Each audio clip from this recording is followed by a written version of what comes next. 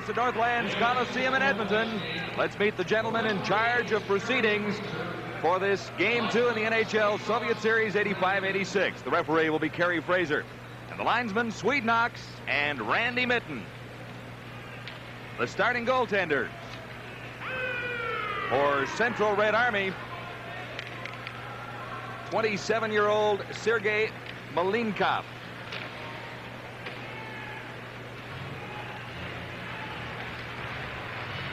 Malinkov, a winner in Game 1 against the Los Angeles Kings last evening, and he looks to make it 2 in a row. And for the Edmonton Oilers, it'll be 25-year-old Andy Moog. A goals against average of 3.41. In the win column, 15, 4 losses, 4 ties.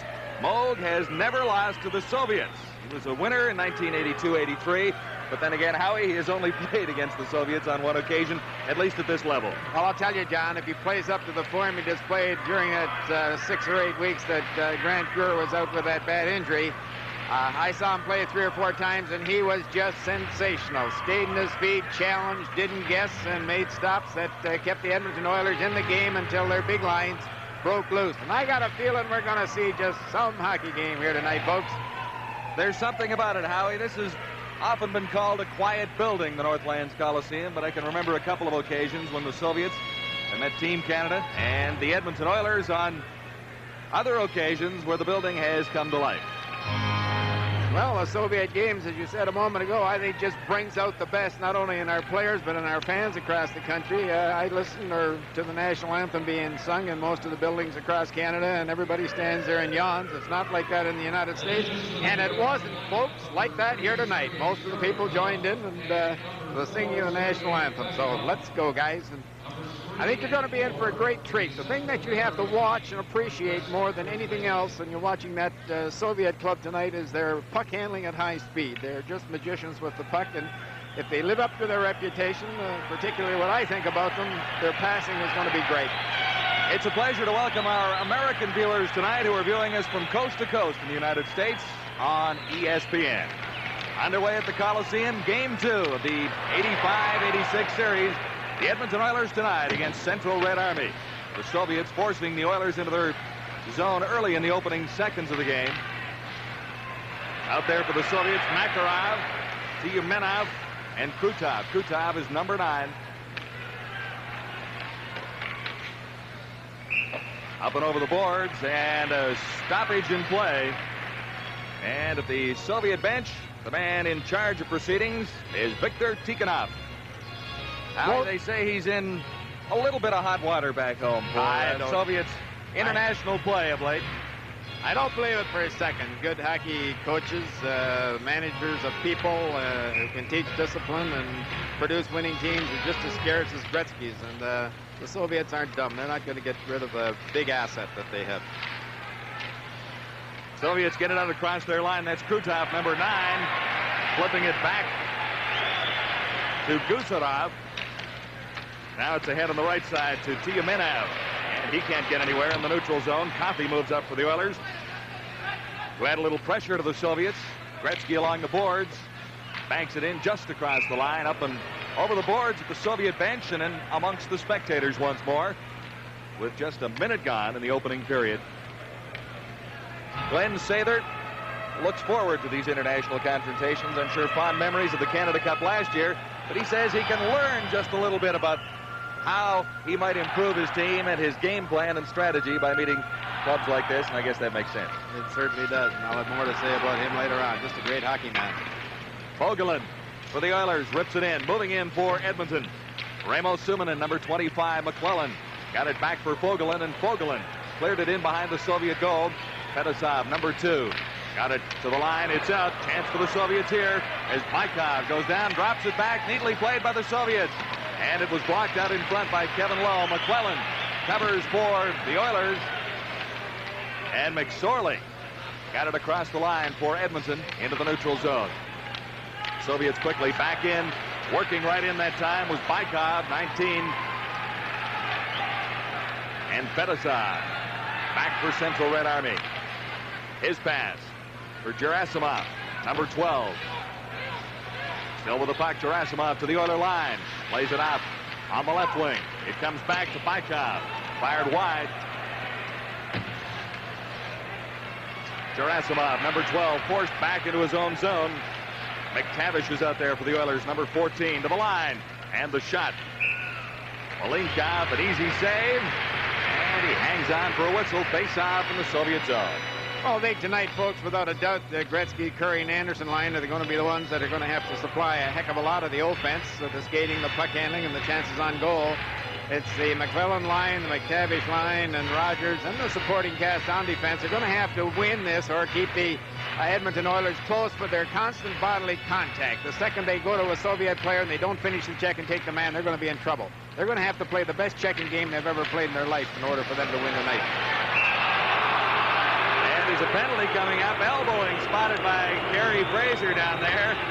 You didn't like the call, did you? I didn't like the call, but what I wanted to say is to be able to do all those things I just mentioned to go play the tough part of the game. Not the easy part of the game, but play it tough without taking penalties. And you can't take penalties without the Soviet club taking advantage of it. They have a great power play.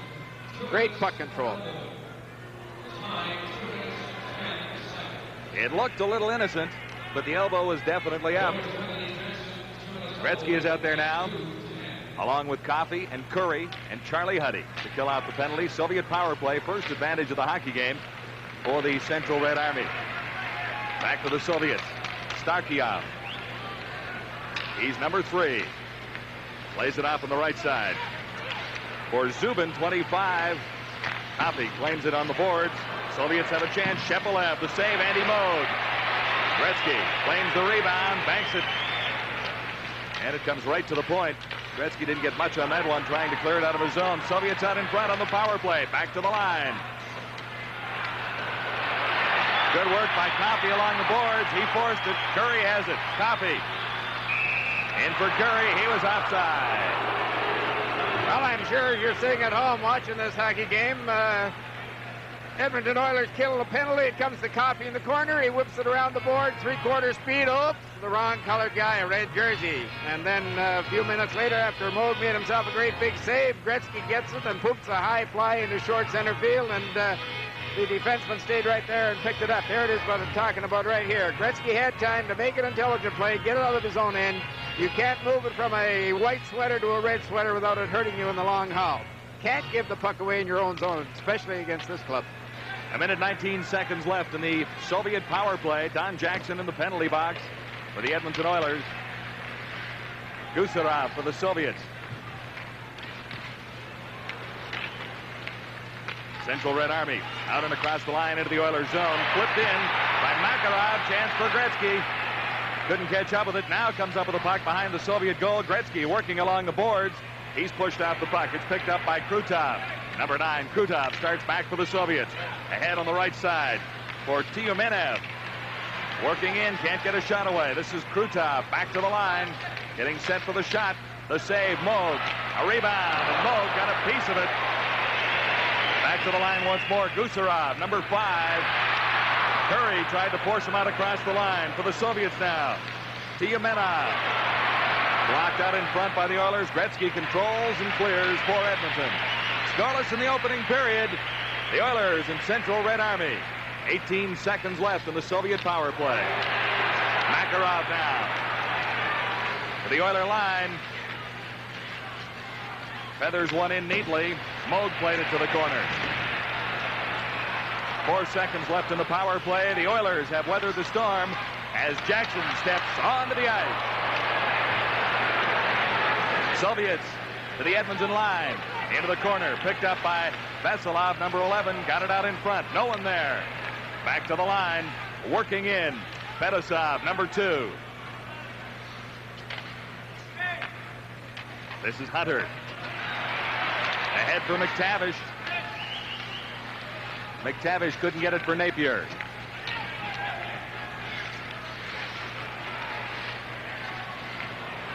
Soviets to the Canadian line, to the Oiler line. Vasiliev couldn't take a pass, number 23. Vasilov, number 11, couldn't hold it in for Central Red Army. And Fedosov is back for the Soviets.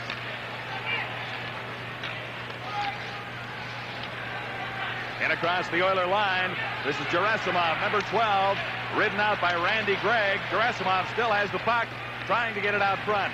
Gregg is in there, along with Mike Rogers, 19. Gerasimov got it back out in front. Chance fired just wide. Moog, a little lucky there. It fired just wide and came out. Moog covered up on the rebound. Scoreless in the first in Edmonton. Live on the Sports Network TSN, the Edmonton Oilers and Central Red Army. Game 2 of the 85-86 Soviet NHL Series. For the Soviets, Bykov, 19 at center. Gerasimov, number 12 on the right side, and Kamutov, number 15 on the left. Claimed for the Oilers by Shervin, 28. Tough work along the boards. Going in to help out Mike Rogers. Oilers lose it in their own zone, out in front. Cleared to the line and kept in by Gerasimov.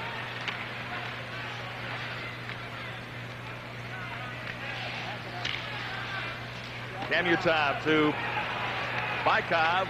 He tried to get it out in front. That shot blocked by Mike Rogers. Dave Semenko for the Oilers, one man to beat.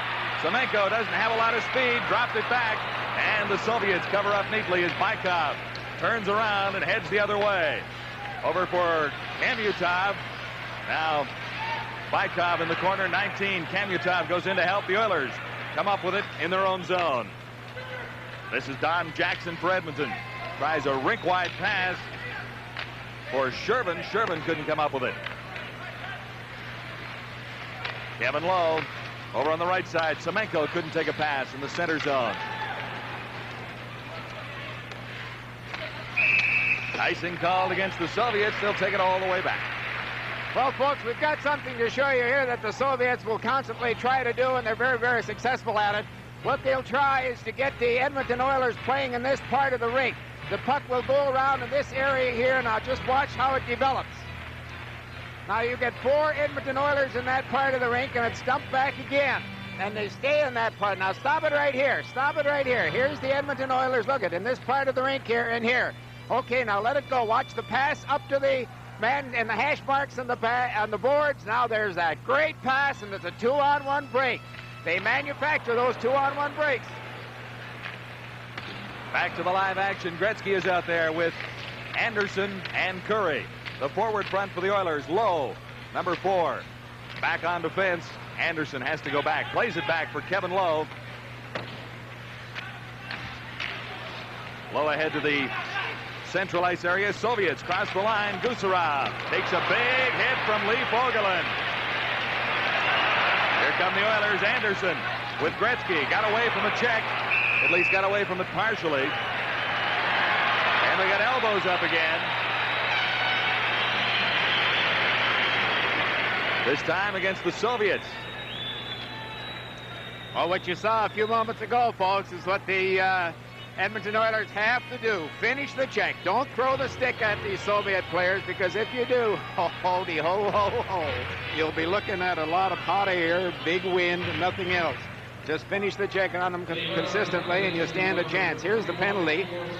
Yes, he did get the elbow up. If he keeps both hands on the stick, it's not a penalty at all. He keeps the elbow down. Still now number 21. 7:08 elbowing. Oilers' first power play opportunity of this hockey game. The Soviets had one, and it remains scoreless at this stage. 12:52 to play in the first period. This is Huddy for the Oilers. Huddy back for Paul Coffey. Coffey lost it. Soviets. Krutov tipped it out neatly. This is Curry. Charlie Huddy. Glenn Anderson. Anderson away on the right side. Couldn't get around Krutov. I was surprised there. Anderson obviously was going to take the Soviet player and create a loose puck, and for a change, Coffey backed off. Usually he's right in the corner. Oilers on the power play. Curry into the corner. Anderson in quickly. Couldn't come up with it. Soviets dump it all the way down. Oh, Anderson has to come up with that puck. There's no way in the world he can make a half-hearted effort like that and let the Soviets shoot it out. Bad pass from Paul Coffey, who was looking for Curry. It goes all the way down. Gretzky in after it. Can't come up with it. Neither can Anderson. He overskated it. Soviets shorthanded, remember. Curry back checking. Claims it for the Oilers. This is Coffey to the line. Paul Coffey Sharp angle. Easy save for Malinkov. I was surprised he didn't challenge, John. Coffey had not a bad angle, not a good one either, but he just stayed back in the net and played the shot. There was a little room, Howie. Played it well, though. 39 seconds left in the Oiler power play.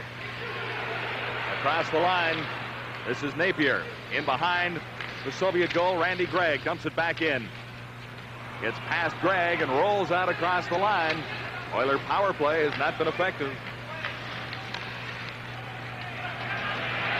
Dave Hunter got it out in front. Soviets claim it there and start back. 11:07 to play. In the opening period, the Soviets on the move, led by Babinov. Babinov, number 4, around behind the Edmonton goal. Tried to clear it over to the other side, and going for it this time is Vasiliev, 23. He got it back to the line across a stick, and the Soviets regroup and dump it right back into the Oilers zone. Central Red Army now back to full strength as the Oilers come out of their zone. McTavish dumped it in for Edmonton. Napier with the puck now. McTavish, close quarters in there for Napier. He's being checked by Stelnov, number 21. Now McTavish comes up with it for Edmonton.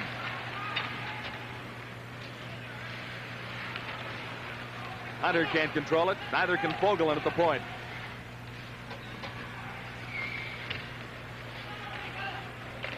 Puck finally loose. Vasilov, number 11 for the Soviets.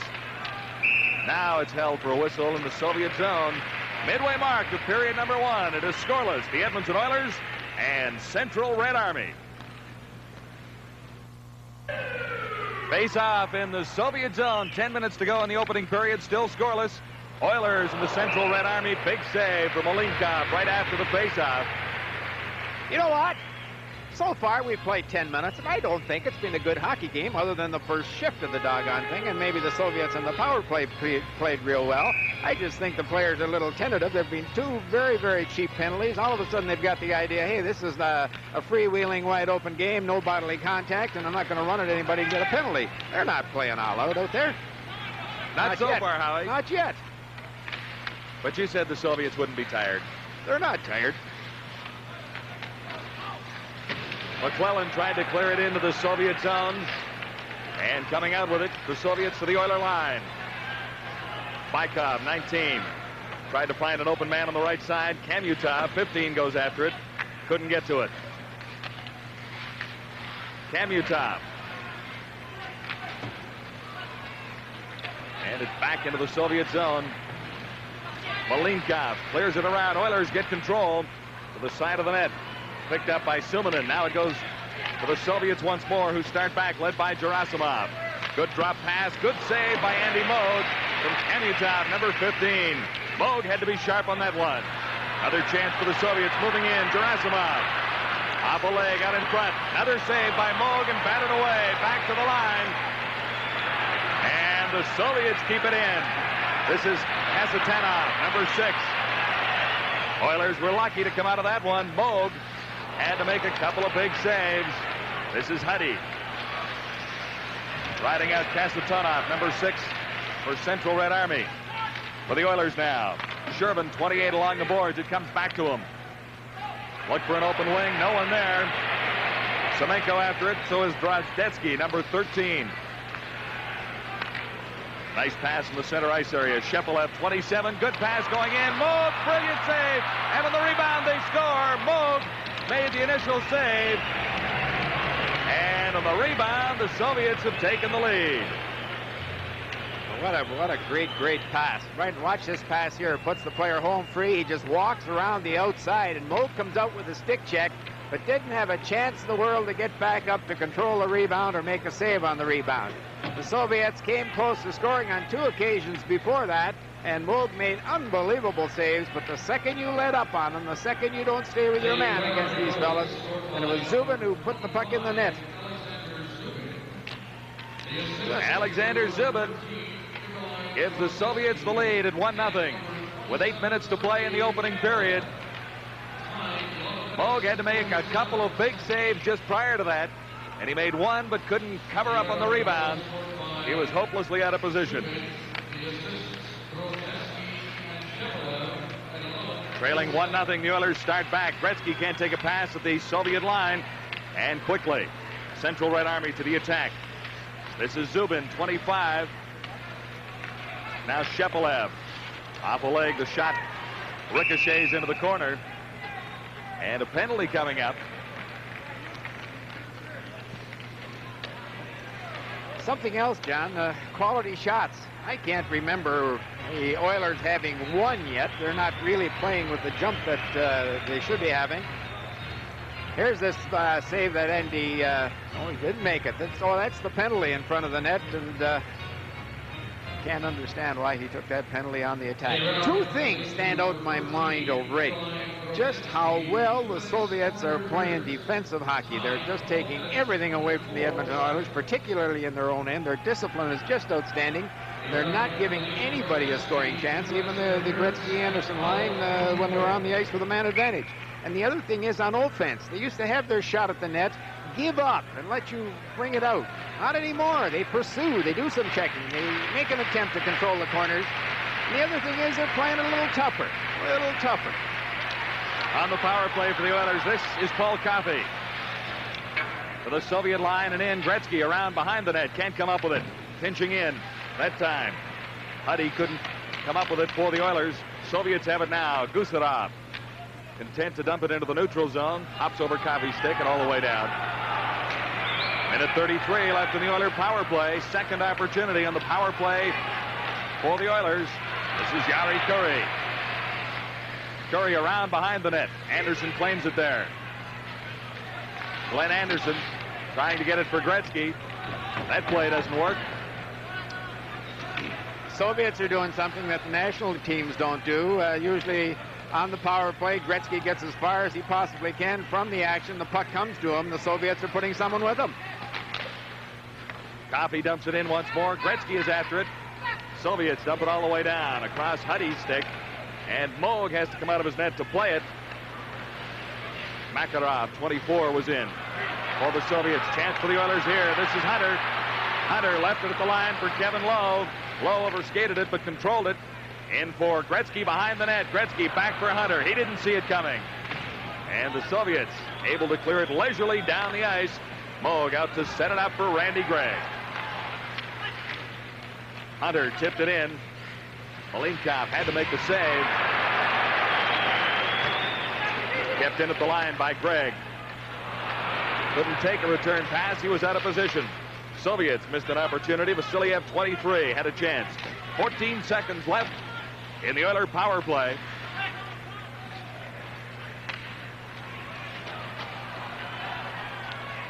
Kevin Lowe flips it into the Soviet zone. Icing called. Mark Napier couldn't get there quickly enough. So 1 second left in the penalty to Drozdetsky. Soviets, Central Red Army, leading the Edmonton Oilers 1-0. Well, this is a very... Faceoff is in the Edmonton Oilers zone. Central Red Army leading by a goal. 5:37 to play in period one. At center ice for the Soviets, Maikov, number 19. He's out there with Gerasimov, number 12. Kevin Lowe controls for the Oilers. McTavish got it to the Soviet line, but not across. Hunter has some problems. Now it's back for Lee Fogelin. Babinov, number 4 for Central Red Army. That pass goes astray.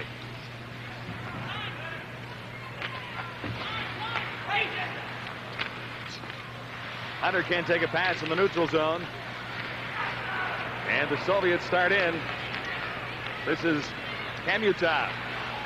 And Gerasimov out in front, back to the line. Good opportunity for the Soviets as they move in. Kamutov can't control behind the Edmonton line, and the Oilers come up with it. Over on the right side for Napier. He's ridden out of the play by Babinov. Jackson to the line and across for Edmonton. In behind the Soviet goal. McClellan is out in front. Randy Gregg moving in. Can't get a shot away. Gregg flips it into the corner, still controlling it for Edmonton. Starikov for the Soviets. Working against McClellan. Moving in Suminen, number 25 for Edmonton. Now the Soviets. Bykov. Gerasimov starts the Soviets out, taking a return pass now.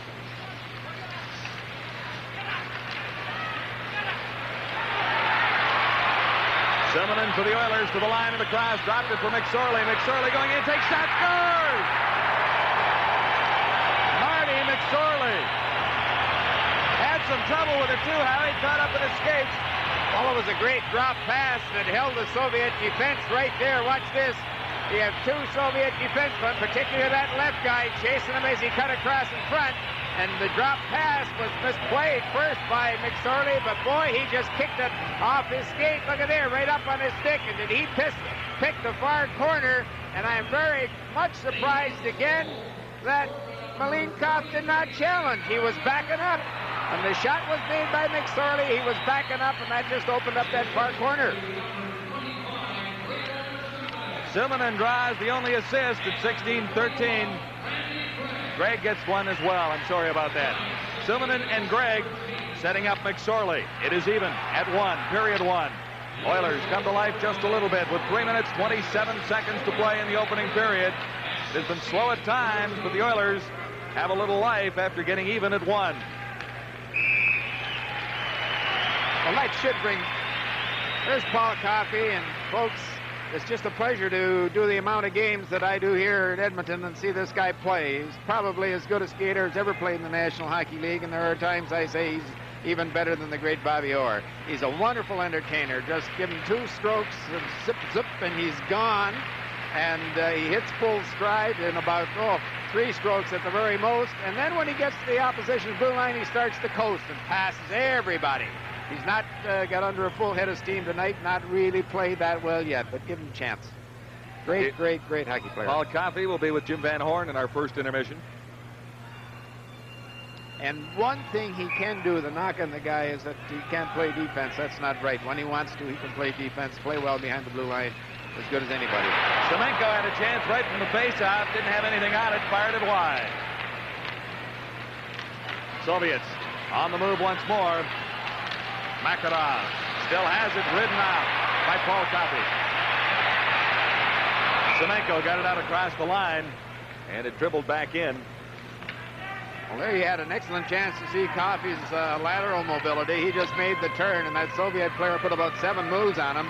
And he took the puck off him and advanced it up to the Edmonton Oilers player in the blue line. He can transform the game from defense to offense as quick as anybody who ever played. The problem, I think, so far in this first period with the Oilers is they're putting sticks where bodies should go. The supporting cast really has to get out there and take the man. That's Lee Fogelin after it. Tyumenov of the Soviets goes in, number 28. And it'll be icing called against Central Red Army. It is even at 1 with 2:47 left in the opening period. Victor Tyumenov. How'd I do, Howie? Very good. I'll tell you what, I have trouble with his name, but he is quite some hockey player. He can skate, and another thing I've noticed is that the moves that the potential pass receiver has that he uses in order to beat the check. I just think you'd go, or to beat his check. You'd go cross-eyed watching them, and when you're sitting at home, just watch it if the camera picks it up. They're amazing. They don't give up without making 4 or 5 or 6 moves.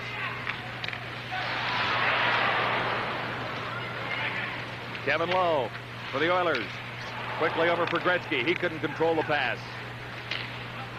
Fetisov for the Soviets. 1-1, first period. 2 minutes, 25 seconds to play. Chance for Gretzky. Oh! Malinkov made the save. Gretzky was out in front all by himself. And he had a little behind that one. The kid's got to be lucky. Watch Gretzky wind up. Now he starts down right there. Look at, he's on his way down and was just, well, wasn't quite as high as I thought it was from up in here. Made a pretty good save, but he gave Gretzky, he stayed on his feet, gave him all kinds of time till he started to come through, follow through, and then started down. Had it been a little higher, he'd had problems. Yari Curry kept it in at the line. Curry in for Gretzky. Bouncing off his stick and in amongst the spectators. Gretzky was already moving on that one, Howie. Yeah, but certainly Curry made the pass to Gretzky. Gretzky couldn't put it in from the position he was at, and this Soviet team just picked up Gretzky and also picked up Curry, and Curry was checked. When you get in that position on this hockey club, shoot the puck. Any hockey club, but particularly this one. Vasilyev and Vasilov out there with Gamayev. Gamayev at center, number 18 for the Soviets. This is Vasilyev, 23, going into the corner. Can't get anywhere. Anderson for the Oilers. For Curry. It's Don Jackson and back to Curry. Randy Gregg now out in front. Jackson banks it off the boards. Gretzky was well covered. Had two Soviets with him, but Gretzky somehow got away. The puck is right back to him. To the line across. Here's Anderson going in. Malinkov got a pad on it. Andy Moog at the other end. The save that time on Gamayev. And the net is off its moorings down there. Moog a big save at the other end. Well, two things. That fellow you're looking at there has a reputation of sleepwalking through shifts, through periods, and he has so far. But watch right here. The puck was bouncing. Had that puck been on his stick, and he stayed in control. The other thing here is look where Andy Moog is. He's been that far out all night long. He knows the Soviets, once they get it in the deep, deep slot or anywhere in front of the net, they change their style. They don't overpass anymore. They'll shoot the puck, and Moog has made 4 or 5 excellent saves tonight for no other reason than the fact that he's cheating a foot or two. Oilers ahead for Mark Napier. Still with the puck, Napier crosses the Soviet line. Tried to get it for McTavish. McTavish skating in after it. And Gusharov for the Soviets, number 5, comes up with it. Soviets starting out. This is Baikov, 19, takes the shot. Moog the save. See where he was there again? There's no way in the world. Lowell got caught pinching, and the second you get caught pinching, it's a 2-on-1. And a 2-on-1 with this club, guaranteed, folks. The goaltender has to make a great, great save. And that guy you're looking at there, Andy Moog, has made 7 or 8. Baikov, number 19 at center for Central Red Army. Gerasimov, number 12 on the right side. And Kamutov, 15 on the left wing.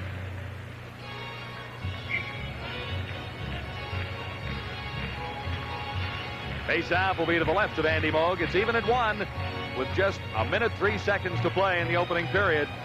Soviets have outshot the Oilers 10-4.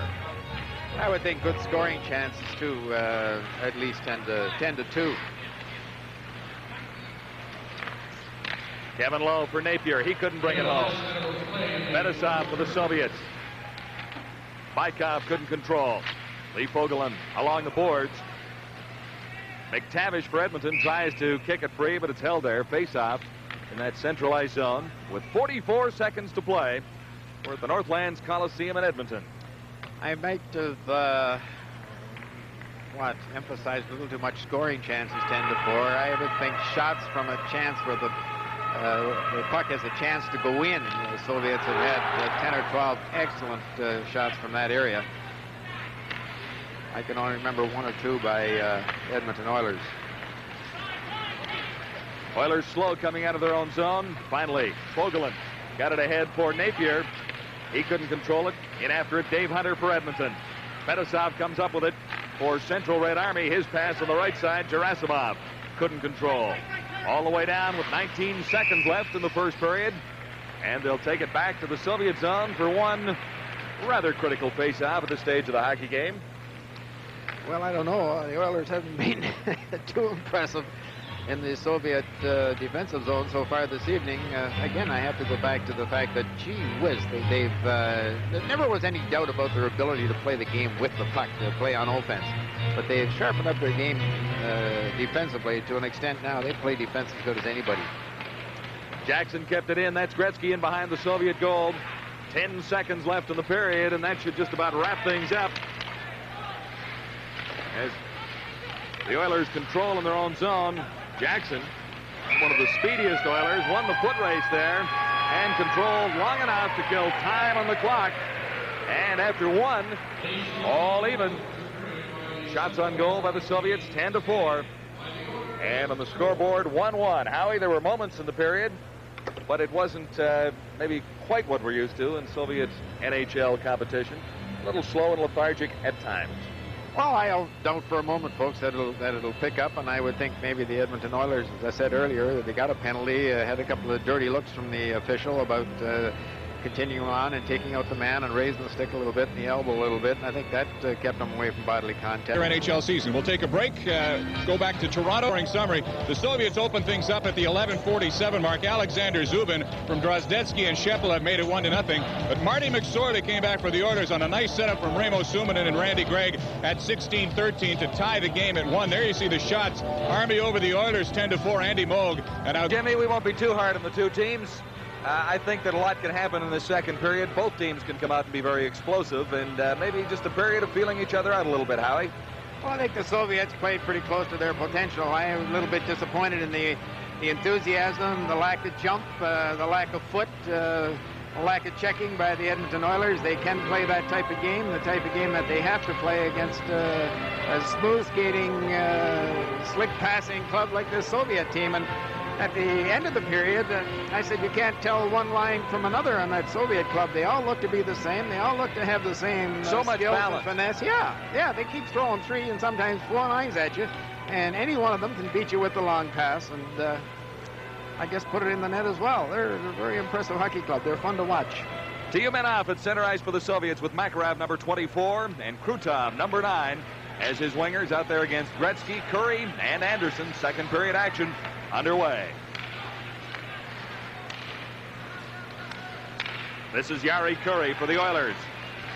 Anderson gets it across the line, can't catch up to it, and it's picked up by Krutov, number 9. I think a little earlier, too, I was talking about Anderson. I said he's known to have a period or a shift that he doesn't play too well in, but he usually wakes up in the second period. Lee Fogland, I'll tell you, he's just played some great hockey this past year, and for all the years he's been here in Edmonton.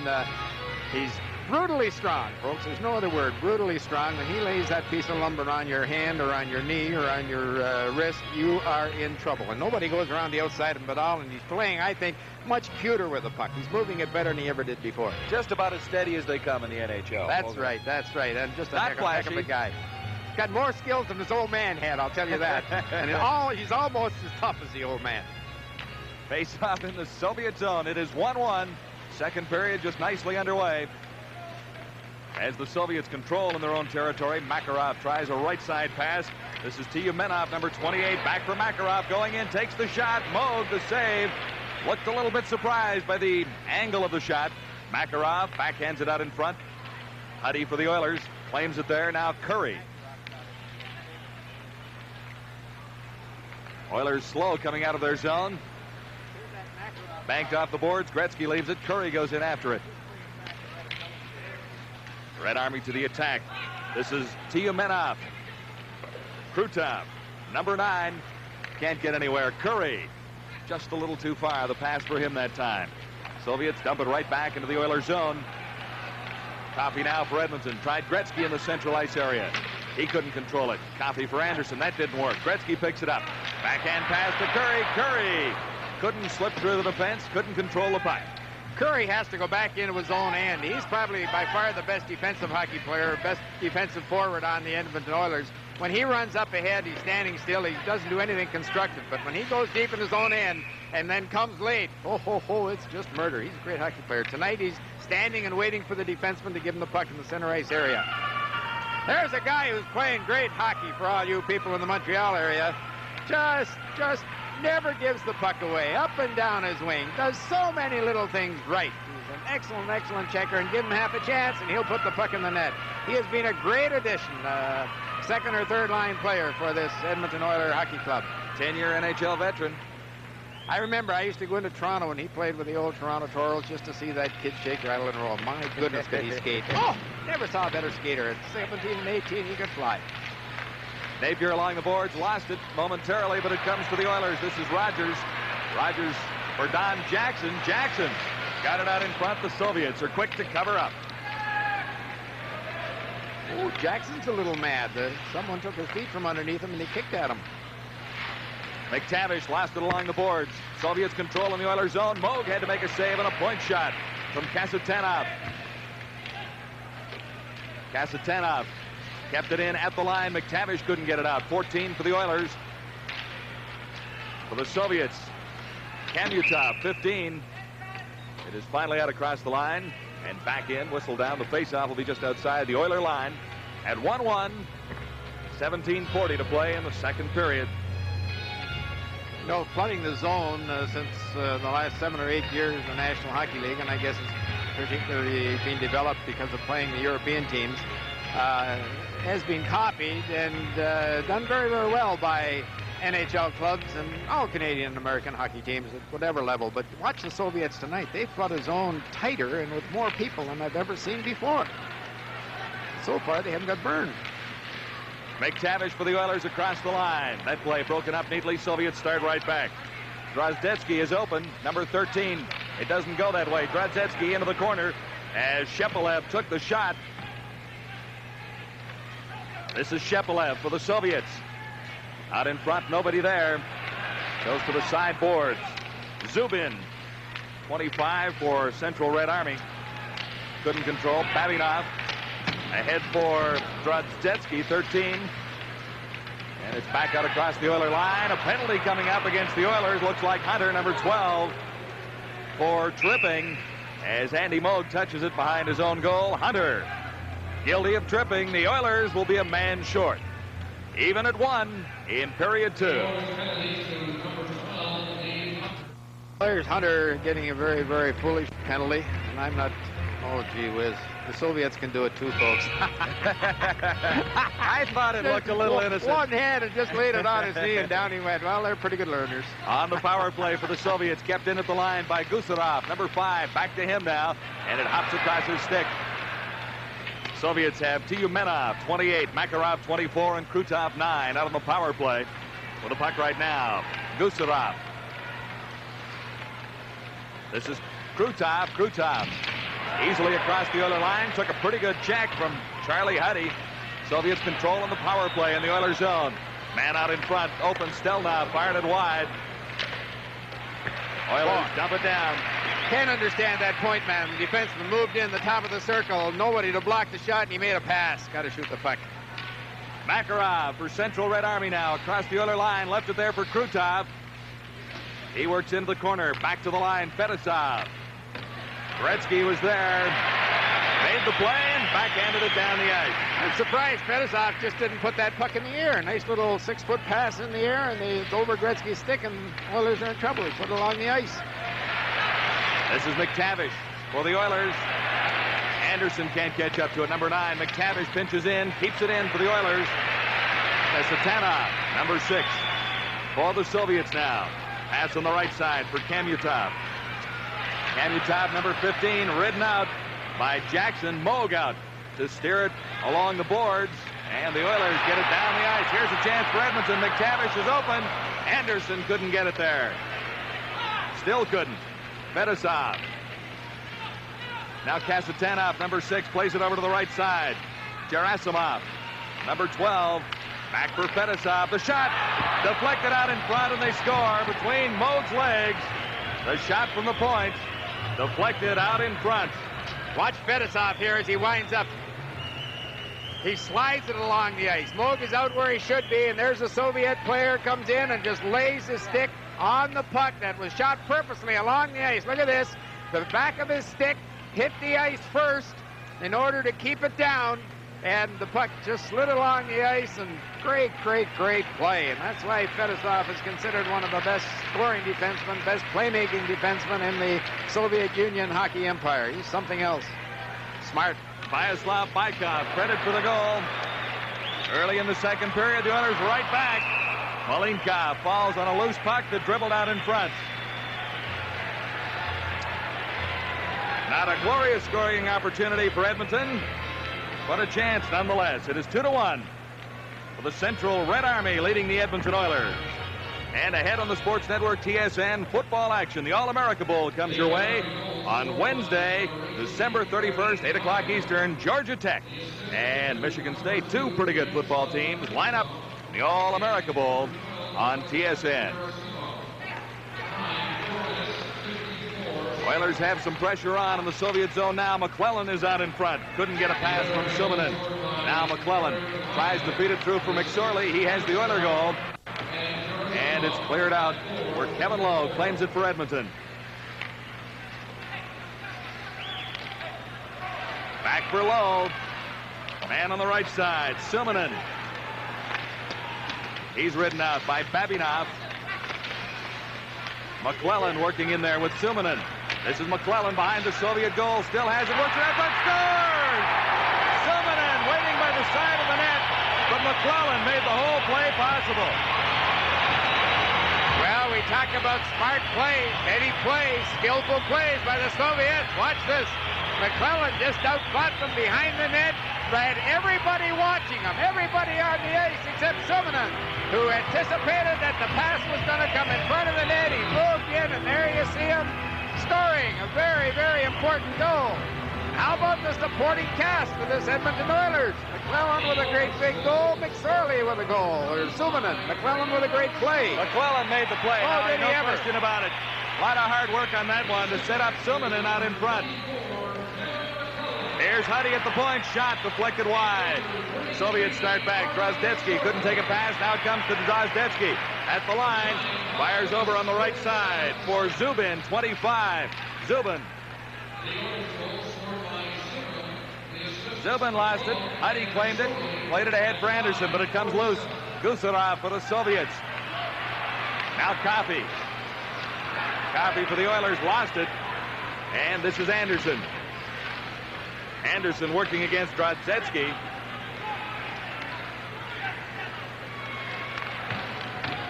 Oilers having difficulty getting it out of their own zone. Now it comes free to Gretzky. Gretzky down the right side. Man out in front. Gretzky circles the net and backhands it through on the short side. Soviets again. This time Shepelev. Shepelev going in. Man open on the other side, and Moog. An enormous save. Andy Moog. How about this? How about this? Now there's a little action. Andy Moog has the Soviets shaking their head. It's a slow pass. Watch this. The fake, and you'll see Moog come open. Look at that great push-off his right leg, and he's able to stretch with the left leg and get it there just in time. Great, great save. Drozdetsky had the chance. And he put it upstairs. It's in. The only possible way it could have been stopped is for Andy Moog to get the pad along the ice, which he did do. That Drozdetsky is some pretty good hockey player, I'll tell you that, Big John. Out there for the Soviets now. Tiamenov gets the draw right back. Moog, a pad save. And the rebound is cleared. No penalty. Or is there? No, there isn't. Gloved ahead. It was whistled down. The puck was gloved ahead. Another look. He just missed that save. There's the penalty. That's a bit of a dive, too, so we're even. 1-1. The Soviets, though, got a penalty for that one. How about that Andy Moog? Takes one away from Drozdetsky with his left leg, and then right from the face-off, off the same fellow with his right leg. Great, great save. This is Tiamenov. Tried to get it through for Makarov, 24. Couldn't. Has to retreat behind his own line. Fetisov is there. Long lead pass. And Krutov couldn't find enough skating room. Trailing on the play. Tiamenov the shot. Moog the save. Had to be offside by 4 feet. Soviets keep it in. This is Makarov getting set for the shot. That one blocked by Randy Gregg. Out in front. Moog goes down again. And blocked Kasatanov, who had skated out in front. And off the moorings. That's the reason for a stoppage in play. Dr. Randy Gregg played it smart. When he saw the puck, he missed it behind the goal line, went out in front of the net, and he just skated into the net and took it off its moorings. Yeah. There's the two-line pass. Look at this. All his feet were onside. If his feet count, fine. No doubt at all that both feet were one on the red line, the other one on the offensive side of it, or defensive side of it. But when he received the pass, the stick was 4 feet in the offensive zone, but who cares? Nothing happened, except everybody got mad at it. 2-2 in the second period. 12 minutes, 24 seconds to play. Oilers in control in their own zone. Costly mistake there by Kevin Lowe. He recovers fortunately as the Soviets keep it in. Kamutov, number 15, working against Lowe. Now this is Gerasimov, number 12. Napier working in along the boards. It comes to Kevin Lowe for the Oilers. Lowe banks it once off the boards. Tried to get it for Dave Hunter. Fogelin moving up for Napier. Back to Fogelin. Soviets another chance. Kamutov, 15. Back pass for Bykov. Bykov into the corner. Has it taken away by Fogelin and Lowe.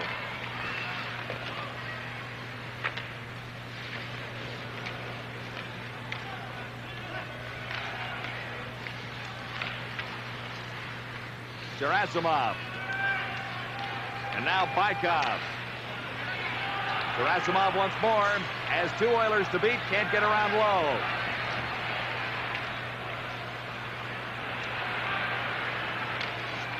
Hunter along the boards. It finally comes free. McTavish had a chance at it.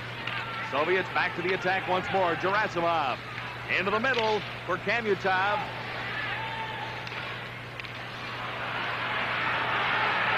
Soviets have the Oilers bottled up in their own zone.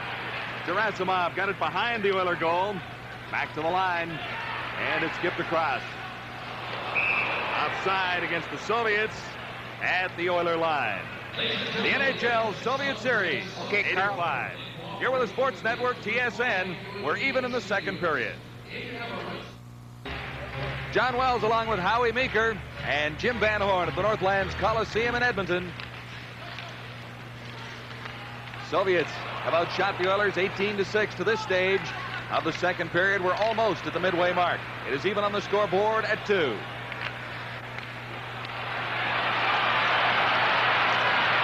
Paul Coffey flipped it into the Soviet zone. McSorley in after it, number 33. Oilers now in possession in the central Red Army zone. McClellan can't get to it. McSorley overskated it. McClellan tries again, and he's held along the boards. Finally picked up by Basilov for the Soviets. McClellan is down. Kept in. Shot from the point. That one off a post. The rebound. Great save.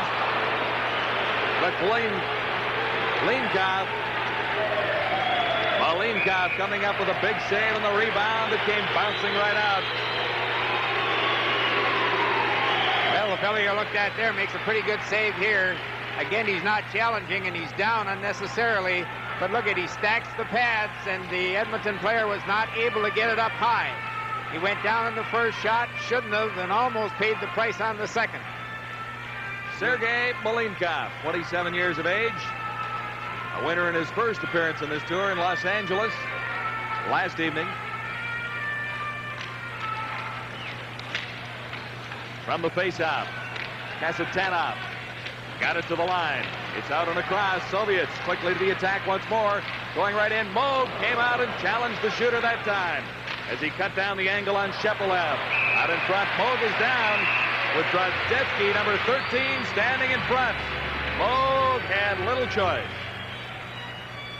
Well, here we want to show you the Soviets creating a little open ice and creating a pick at the same time. Just let it go a little bit further from here. Let it go, Carl.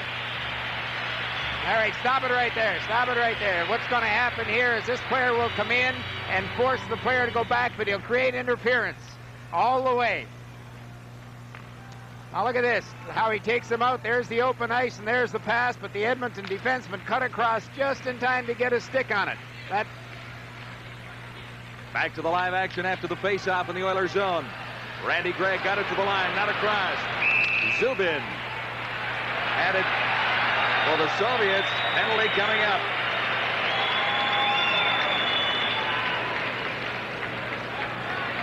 Two is the score. 9 minutes, 30 seconds to play in the second period. International hockey on the Sports Network, TSN. Drozdetsky, 2 minutes for holding. Just watch this. Just reaches out right under the armpit. Oilers on the power play.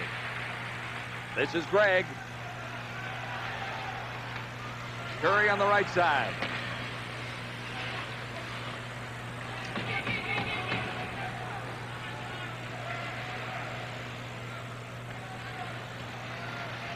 Here's Kevin Lowe for Curry. Curry having some difficulty. Over for Gregg now on the right side. In for Gretzky. Malinkov comes out of his net, steers it around, and it's cleared down by Central Red Army. Well, here comes the artillery, Coffey. Give him the puck and let him go. That's it. Give him the puck. I'll skate.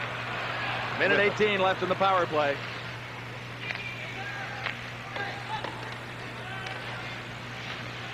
That's Anderson. Gretzky gets it up to Curry. Curry shot it just wide. And then backhanded the rebound out in front. Claimed quickly by the Soviets, who start back. This is Makarov. Down the left side, Makarov. Pushed out the puck by Huddy. Soviets playing shorthanded. Krutov couldn't control it. Here's Coffey with Gretzky at the line. Coffey left it for Gretzky. He didn't think it was going that way. Krutov backhands it down. 41 seconds left in the Edmonton power play. Coffey coughed it up. Soviets going in. Score! Bykov. Coffey made the miscue. Bykov walked in 19. Moog almost got a piece of it. But again, there's no way in the world you allow that back man to handle the puck and attempt to make a pass from that position. It wasn't a good pass on Coffey's stick. Coffey has to be behind the passer in that instance. And Bykov just went between the legs, found the 5-hole. It's a bad pass, but nevertheless, when you're making that type of a pass, whether you're a man short or 5 aside, folks, the pass receiver is behind you. If he's behind you, then you have time to adjust for the bad pass. It is 3-2 now. Bykov giving the Soviets the lead once more. They have not trailed in this hockey game. The Oilers have come back to tie it twice. Edmonton, McSorley offside at the Soviet line. Well, that's the type of goal that really costs the club when you have two of them with as much skills as both these teams have here tonight, and you get your goals on a power play, an even size, but when you have a power play and the opposition scores on you, that's the one that usually breaks your heart or ends up to be the winner in the long run. We'll see if that holds true tonight. 2 in a row for Bykov, his second shorthanded and unassisted. Oilers still on a power play for another 13 seconds. They have not had good scoring opportunity. Randy Gregg got it from McClellan. McClellan tipped it into the Soviet zone. Back for it. Gusarov. This is Gregg pinching in. McSorley can't handle it for the Oilers. Back to the line. McClellan in for McSorley. Comes to McClellan again. McClellan behind the net out in front. Big save by Malinkov.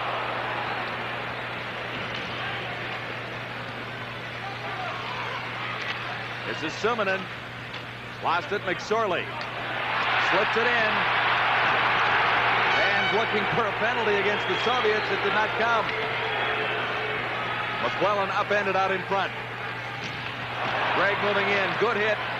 But the Soviets dump it all the way down. Jackson touches. Faceoff goes back to the Soviet zone.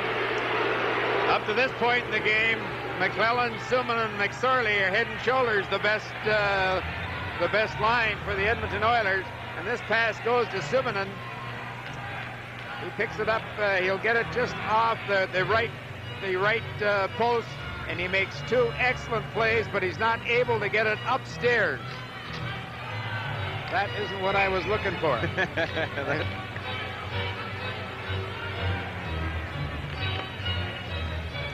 That was McClellan being dumped out in front. The play the fans were looking for a penalty on. Slightly partisan crowd here at Northlands tonight, Howard. Hopefully. A little more vocal than they are many NHL nights during the regular season. A race for this one. The Oilers win it. And there's an elbowing call coming up against Edmonton, I believe. Babinov of the Soviets is down back behind his goal.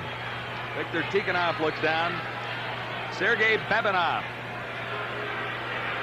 Hunter goes off. Babinov, the oldest player on the Soviet squad. Hunter's been a step ahead of the play and a step behind the play all night long, and he hasn't made bodily contact with anybody, so let's take a look at what he does here. How can that be elbowing? I'm not shots. So I'd like to see that again. I'm not so sure that wasn't anything but a fairly good check.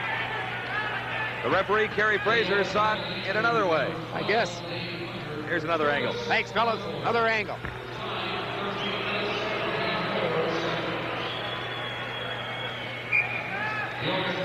You looked a little higher from that camera. That wasn't any kind of a tough check at all. He just run him into the fence nice and gently, and the Soviet player hit his head in the glass. On the power play for the Soviets, Tyumenov at center, 28 with Krutov on the left side. Makarov on the right wing.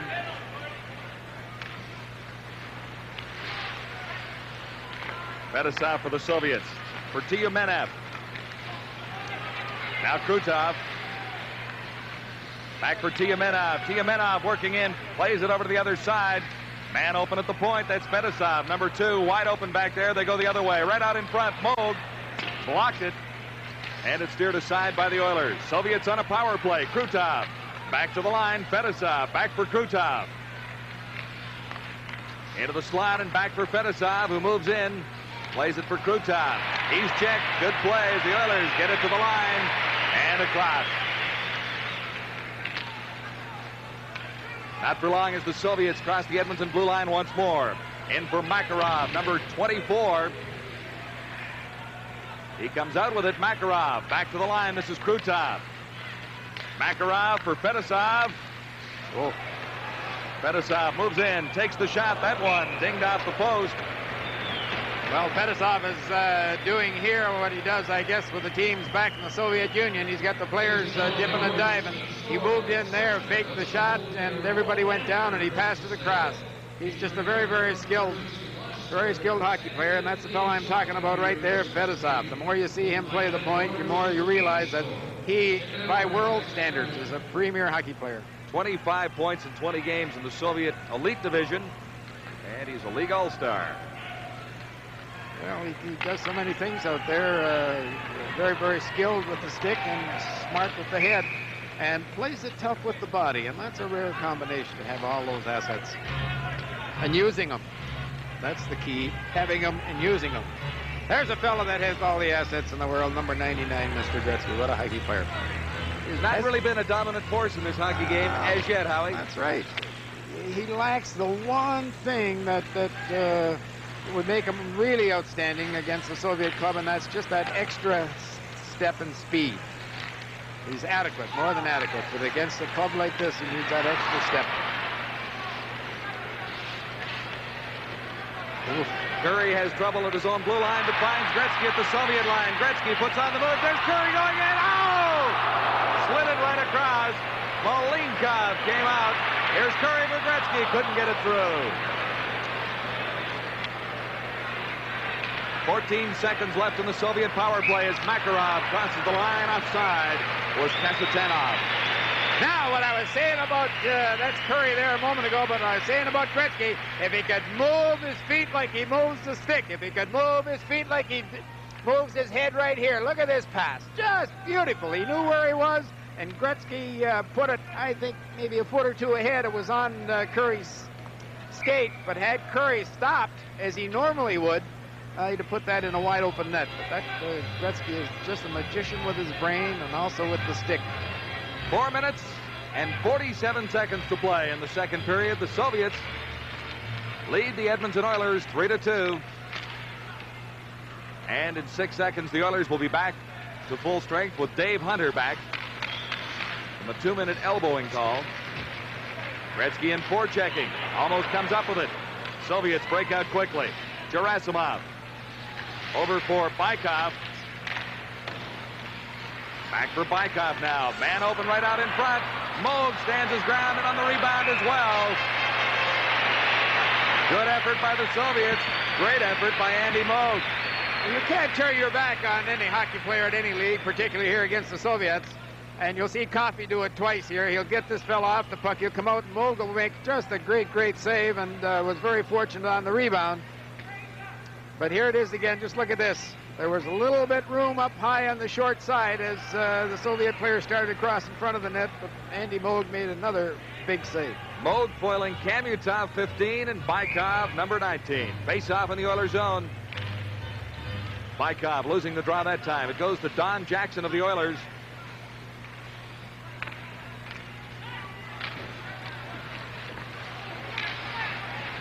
This is Kamutov. Back pass, neatly done, going in, right out in front. And Kamutov had an open net. Couldn't find the handle on that one. Couldn't come up with it. Back to the line, Stelkov. The shot, Moog, the save. All right, here's Kamutov, who just makes a great pass. And again, when you're at this position here, I kind of think you got to go for the net. You got to go to put it in. You don't make those fancy passes across in front of the net, because if they're the least bit off, nothing happens. There's a good backhand shot. Look, he hit the puck, had Moog down and out, had the ability to put it up on top, upstairs. Maybe it would have gone in. At least it would have been a shot in the net. But he wanted to make it picture perfect, and nothing really happened. Shepelev moves to center ice for the Soviets with Drozdetsky, 13 on the right wing, and Zubin, 25 on the left side. McTavish lost the draw, but the Oilers gained control as Moog played it for Kevin Lowe into the neutral area once more. Pass on the right side. Here come the Soviets once more. This is Shepelev, 27 with it. McTavish now claims it for the Oilers. One-on-one opportunity. And Anderson couldn't make it work that time. Got a pass out in front. Here's McTavish. For the Oilers, McTavish in behind for Anderson. Anderson against Shepelev. Can't control. Shepelev still being shadowed by Anderson. Now it comes loose. Anderson has it, plays it back to the line. No one there for the Oilers. And with 3:06 remaining in the second period, the Oilers regroup back behind their own line. Craig McTavish for Anderson. Anderson the shot. McLeanoff the save. Sergei Malinov.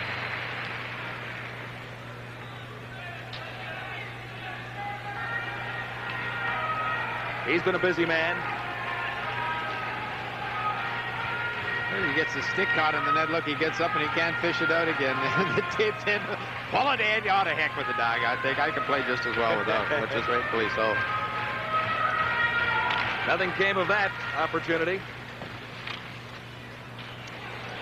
Makarov for the Soviets. One man to beat. Takes the shot. Moog the save. Huddy was covering on Makarov. Makarov really played that smart. It's a one-on-one with Huddy. He moved to the inside, straightened out, moved to the outside again, and got Huddy to move the stick board and then shot the puck at the net and forced Moog to make a save. Just watch him here. There he makes one move just with the body, takes it way outside. Huddy was able, fortunately, to get his stick on it and change the direction of it, but that's all you do. One-on-one, if you can. Give the guy a move. If you don't beat him, shoot it at the net. For the Soviets, Tiumenov with Makarov and Krutov. The forward front, their best line.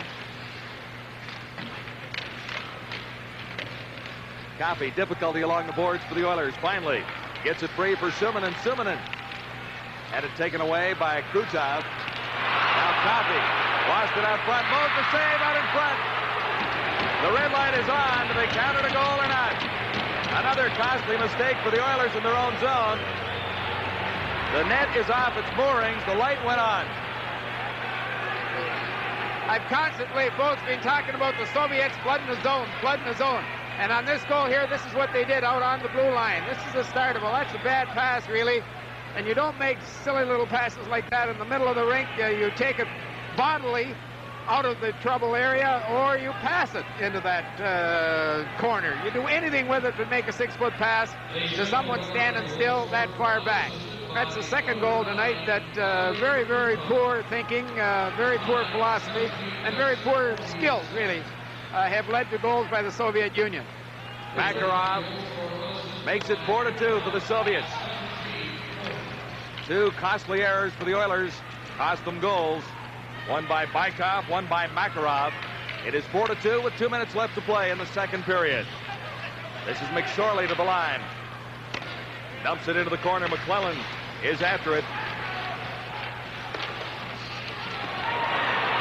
Kosorov.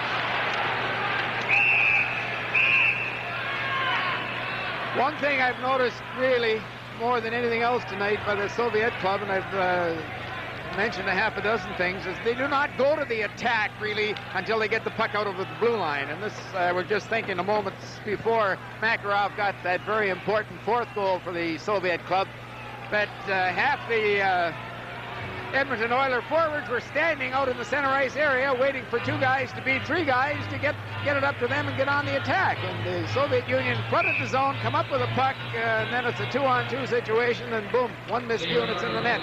You've got to come back and never go on the attack until you get the puck out over the blue line.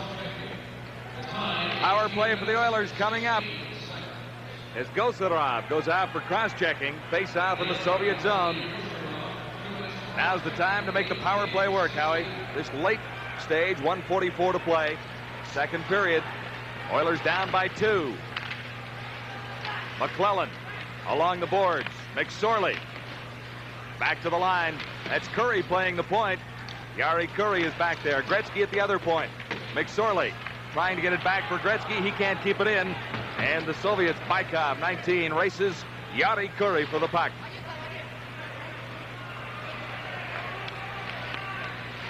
Gretzky overskating it, just got it out across the line. The back pass, though, goes to Yari Curry, and Curry can't get across the Soviet line.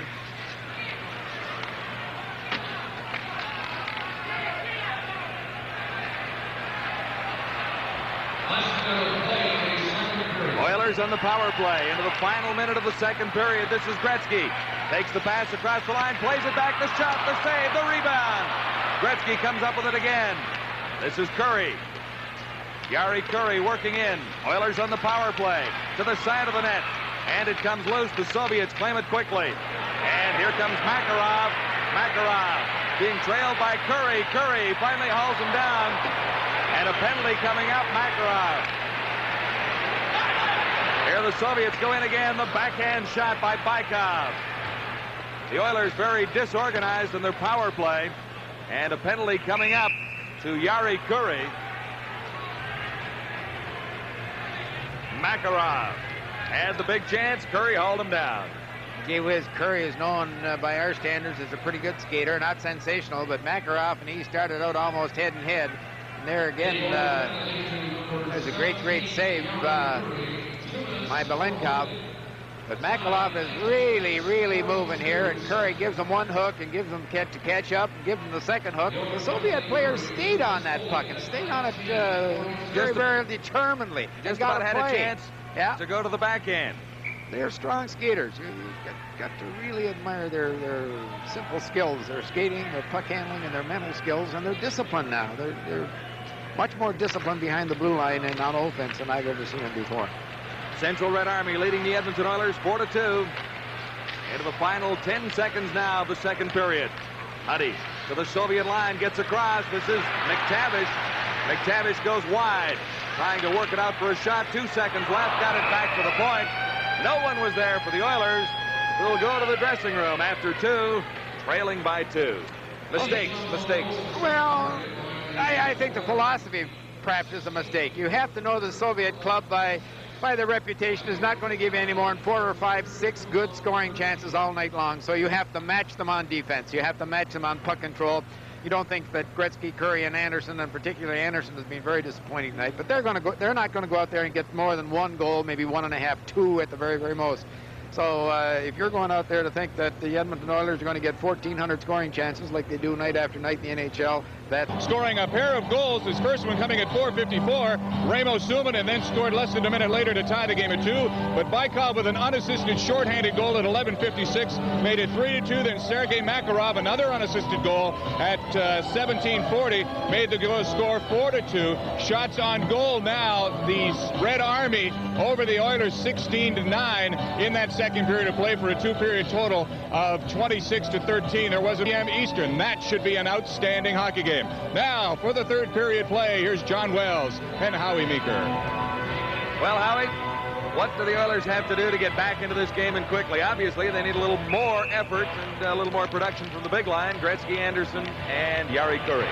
Well, I think the guy that really has to take it and do what he does best, and I always seem to kill him. I told you earlier on what a great skater Coffey was, great puck handler, good playmaker. He's been plays well when he wants to behind the blue line. He's done nothing. He's played terrible behind the blue line, but he has to carry the puck. He has to lead them out of their own zone, and he has to beat somebody with his legs, which he can do, and get some Soviet players going after him. And yes, Anderson has to do something.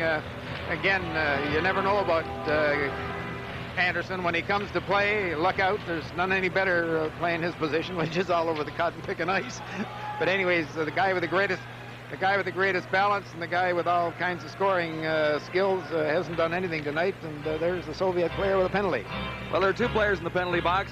Gusarov for the Soviets is in for the next 16 seconds, but Curry for the Oilers for tripping is in for a minute 42. So they'll start 4 skaters aside, but the Soviets will quickly move to a power play. And there's the head coach of the Soviet hockey team, Viktor Tikhonov. He's got to be smiling tonight. Team has played quite well. They have kept the Oilers off their game. Kevin Lowe for the Oilers to start the third period off. Banks it off the boards. Carries it across the line himself. Gretzky goes in after it. Beating him to the puck is Kasatonov. And the Soviets are back at full strength. And on the power play, this is Fedosov. Number 2. A minute 21 remaining in the Soviet power play with Yari Kuri in the penalty box. Kasatonov ahead on the right side for Krutov. Krutov, number 9, cruises in across the Oiler line, plays it to the corner, takes a return pass. Krutov gets it back to the line. The shot, and it's deflected high, and amongst the spectators, a shot from Kasatonov. Well, he can shoot them just the same as number 2, his defense partner in the power play, Fedosov. He just laid that puck along the ice. It was directed at his teammate's stick, and his teammate did get his blade of his stick on it, but it went up in the air. They're pretty crafty.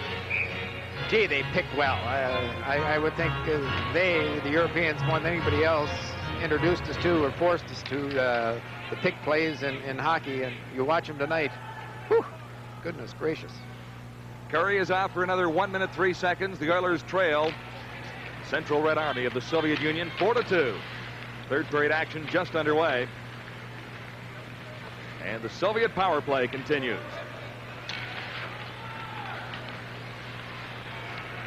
Fedosov, shadowed by Anderson. Plays it ahead on the right side. Goes too far. The pass intended for Makarov, number 24. And whistle down. It'll go back to the Soviet zone for a faceoff. I think the other thing you have to look for as you're watching this game at home, folks, is that the Soviet team try to and usually are successful at moving the puck to the fastest skater on the ice or the fastest player on their side. They don't, or very seldom, give anybody standing still. They'll tic-tac-toe it around, and all of a sudden it's on somebody's stick who's on the bill daily. Gretzky into the corner after the faceoff against 2 Soviet players. Gretzky has a broken stick.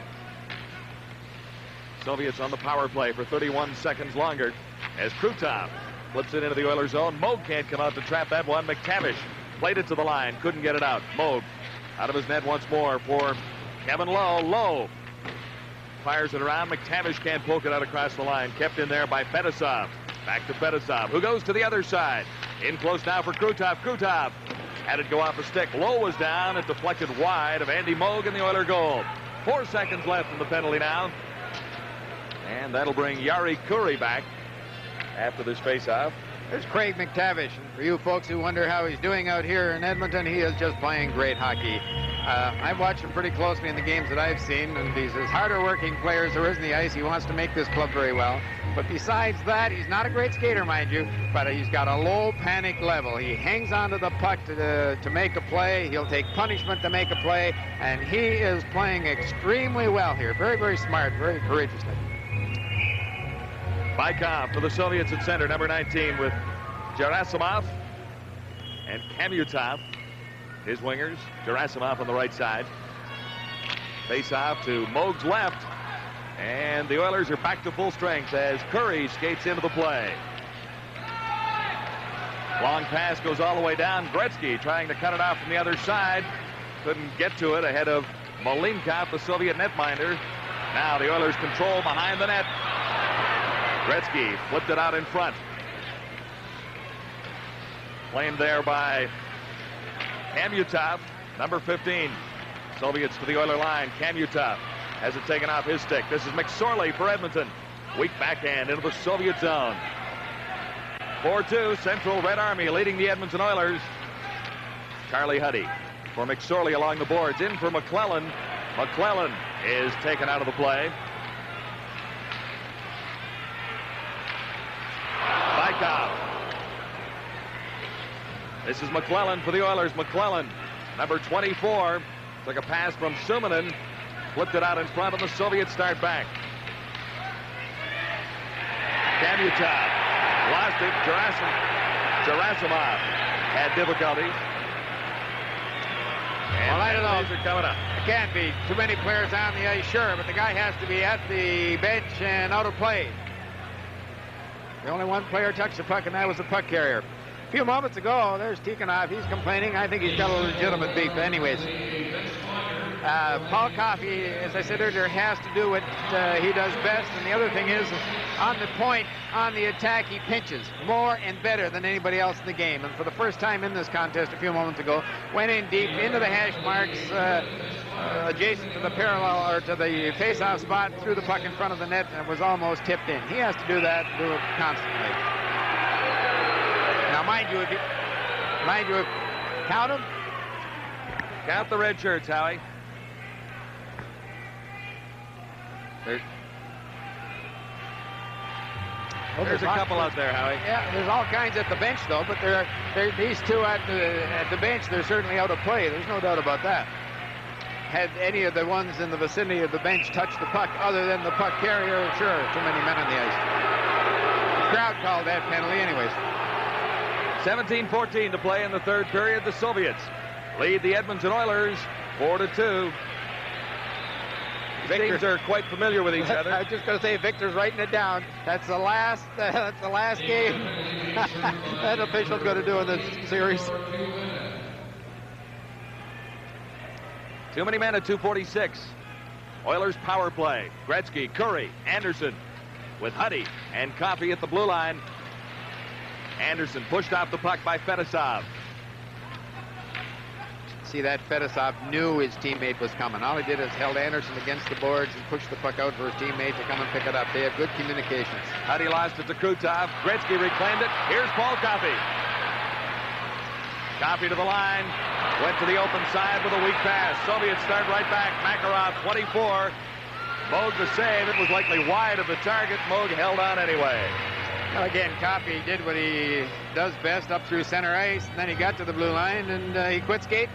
He's got to go all the way. The fancy passes, the guys coming late, the Soviets have got them copper fast. They pick up the late-coming man time after time after time. Once in a while they miss. They're only human. But there's nobody open. You've got to beat somebody in order to create that open man. Coffey didn't beat anybody. Oilers on the power play, tipped dangerously out in front and claimed by Makarov for the Soviets as the Oilers have difficulty getting this power play in motion. Now skate. That's it. Go. Coffey for Anderson. Anderson dumps it in. Coffey pinching in. Comes up with it for the Oilers. Coffey over the open man. Shot blocked by Fedosov. Huddy shot that time. Gretzky behind the net to the side of the net. This is Yari Curry for Edmonton. Back to the line. No one there. 57 seconds left in the Oiler manpower advantage. Coffey has it poked off his stick. Anderson working along the boards against Gamayev, 18. Makarov for the Soviets against Gretzky. Fedosov now. And back for Fedosov. Vasiliev, 23, has it taken away by Gretzky. Gretzky going in. Tried to backhand it out in front for Curry. It didn't work. Lowe kept it in at the line. Shot right on. Not a difficult save. Came through a crowd, though. I thought he had to be very, very alert to make that save. Here's Gretzky. Let it go.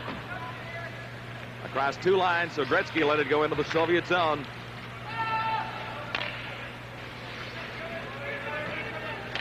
As Kevin Lowe touches it, icing called against the Soviets with 15 minutes and 9 seconds to go. Sorry, no icing called. McClellan.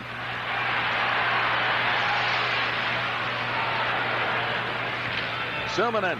He's dumped off the puck. Gregg moving in. This is McSorley for the Oilers. Tipped out in front. The save by Malinkov. Wasn't difficult that time. Soviets across their line. Back to full strength. Randy Gregg for Paul Coffey. Coffey into the corner and couldn't do anything with it at all. Soviets start back. This is Drozdetsky. Ahead for Shepelev. Good opportunity. There he did what we talked about earlier. Just made that one move, inside, outside, take it as far away from the body as you can and shoot it. And he hit the post. It was on, it was in. Soviets pinching in. Out in front, McTavish made the good defensive play for the Oilers. This is Shepelev now, 27. Had it taken away by McTavish. Huddy moves in. Oilers led by Napier. McTavish couldn't get it at the side of the net. And Shepelev for the Soviets starts back down the left side. This is Shepelev with help. Falls as he crosses the line. And that's McTavish.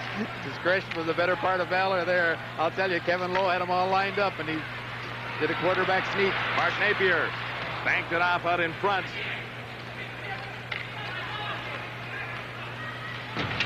Fetisov taken out neatly by Kevin Lowe. Loose in the Oilers zone once more. And fired just wide by Kamutov, 15.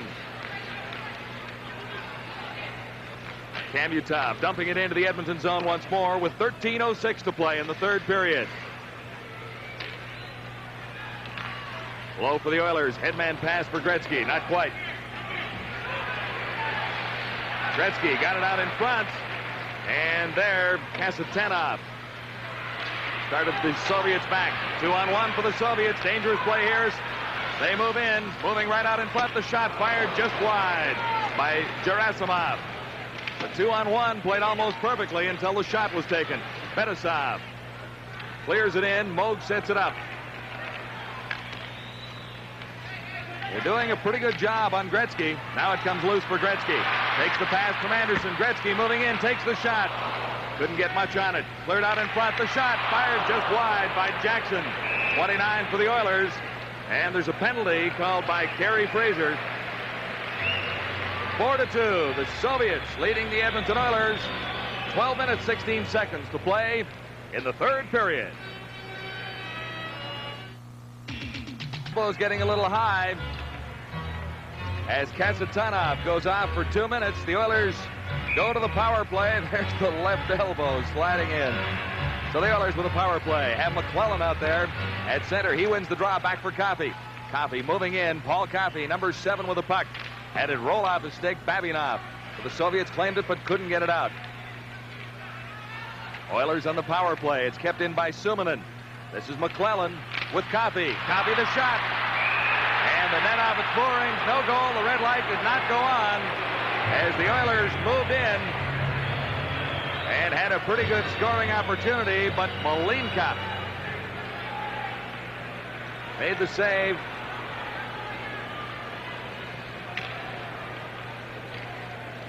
Well, the Edmonton Oilers, as we all realize, could have used that goal. And there you see number 7, Coffey, up where he should be all night long.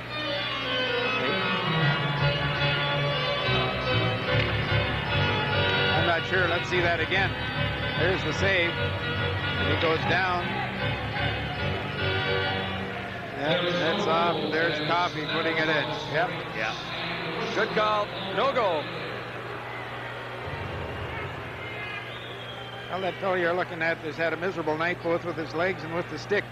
He's time and time again had the puck and moved it from his forehand to his backhand and lost it and lost it and lost it and constantly got his team in trouble on offense and just been horrible behind the blue line as well. Oilers continue on the power play for another minute 39 seconds with a face-off in the Soviet zone. Coffey is at the point. Gretzky has the other point. And the Oilers are trying Suminen, McSorley, and McClellan as the forward front. Now Gretzky moves in to take the face As off. they should do. As we've said halfway through this game, that's been head and shoulders their best line, skill-wise and work-wise and productive-wise. Oops. McClellan couldn't control it from the face-off out in front. It is kept in at the line by Suminen. This is Gretzky behind the Soviet goal. Cleared it right out in front. Neatly done. Suminen set it up. There's the shot. It ricochets wide. The shot from Paul Coffey. Here's McSorley. Has Coffey wide open. And Gretzky out in front of the net, too, as the Soviets have two players along the boards. It worked for the Soviets as it was cleared down the ice, and Suminen couldn't keep it in. See how they flood the zone? They had all four red shirts in the third of the ice, and there were two Edmonton Oilers home free in the slot. They never did get the puck. Here's Gretzky. Good chance here. Oh, brilliant save by McLeanoff. Soviets have an opportunity here. This is Makarov. Makarov going in. McSorley trailing. Now another Soviet comes in. Moog, a brilliant save on Krutov. Soviets are short-handed. McClellan. Coffey. Back for McClellan. McClellan running out of gas. Suminen backpedals along with Yari Curry. And this is Krutov with a puck for the Soviets. Whoops! Moog lost his balance. That one ricocheted out in front. Could have been dangerous had the Soviets not been playing short-handed and playing back a little bit. Kamutov, 15, got it out in front. Now Anderson and Gretzky. This is Gretzky. Missed the back pass for Anderson. Here's Curry. But an Oiler was trapped offside as Curry had to circle back. Curry got it to the line and fired it in. Soviets kill off the penalty and are back to full strength as Moog bounces it off the boards. Comes to Gretzky and to Anderson. Anderson with Gretzky. Gretzky for Curry. And Curry couldn't get to it. Kasatanov, number 6, made a good play for the Soviets. Well, I've said a half a dozen times, they're just so good and being drilled. I guess someone's done their homework on this Edmonton Oilers Club. Pick up the last man, and it's usually Coffey or it's usually Curry, and all night long they've been picked up and picked up well. So chances at both ends, but the score remains 4-2. Central Red Army leading the Edmonton Oilers. Gretzky has a great scoring chance here, but watch Malinkov. He winds up, but look how he didn't back up. See how high he was? He's been watching up the other end. He went down a little early on it, but was able to get his hand up as it was going into the top left-hand corner. But he was out high as Andy Moog has been high and playing brilliantly all night long. 9 minutes, 39 seconds left in the third period. The Oilers down by 2. Napier, good pass. McTavish has Hunter on the other side. Hunter couldn't get the shot away. Defensively, number 3, Starikov for the Soviets. McTavish had to hang him under the puck there. There's no way in the world. He had to have the defenseman come with him. It was a 2-on-1 break, and he just went wide and threw the puck across to Hunter, and the defenseman made one move, and he was over there covering him. McTavish had to go wide, had to try to beat the guy, had to draw him to him, and then give it. If he didn't come to him, go in and put the doggone thing in the net. I think these guys are not used to a game with this high a pace. And I'll tell you something, the fellow you're looking at there has never had so much ice time as he's getting tonight. 99% of the time it's Gretzky's line and Gretzky with another line and then Messier's line, and you're in trouble. But not tonight. They've handled the big guns extremely well. McTavish at center gets the drawback for Jackson. He fired it wide. Big shot, big drive. Randy Gregg moves in to keep it in the Soviet zone. Not for long. This is Jackson in a race. Gamayev beat him to it. Gamayev cleared it out in front. Vasiliev couldn't come up with it. Now Napier leads the Oiler attack to the line and across. He's not going to get through the Soviet defense like that. Gamayev for Vasiliev. Vasiliev fakes the shot, tried to work himself around Huddy, got Moog out of position. The Oilers recover and regroup.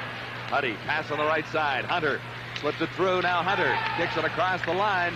Soviets dump it right out. Coffey leaving it for Huddy. 8 minutes, 30 seconds to play. Third period.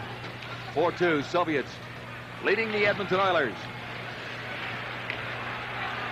McTavish back for Huddy. Huddy lifts one in there, and it was easily handled by Malinkov. For the face-off in the Soviet zone. Well, lots ahead on the Sports Network TSN. The NBA continues on Friday, January 3rd, 8 o'clock Eastern. Milwaukee Bucks, Washington Bullets. All on the Sports Network.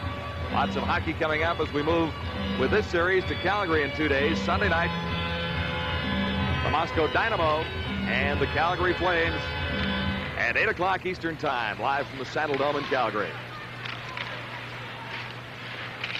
McClellan working along the boards. It comes out to Coffey, who dumps it back in for McClellan. Fetisov can't hold it. McSorley back, cleared out in front. Good chance for the Oilers.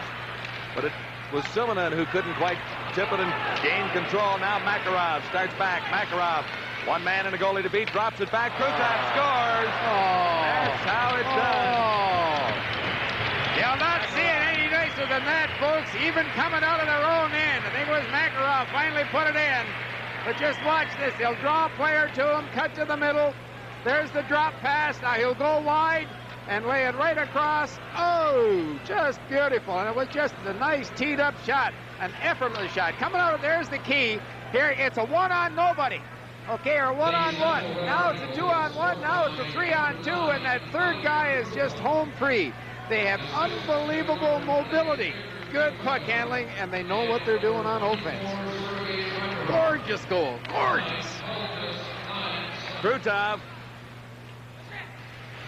gives the Soviets a 5-2 lead, seemingly insurmountable with 7 minutes and 37 seconds to play. The Oilers have not been at their best. I suppose we should mention a couple of Oilers who are missing action. Players like Mark Messier, Mike Krushelnyski, Issa Tikkanen. The first two players are big parts of this Edmonton Oilers team. Glenn Anderson, Wayne Gretzky, Gary Curry, they're missing action too tonight. Coffey a shot though.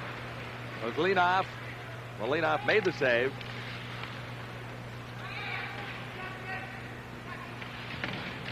McSorley working along the boards.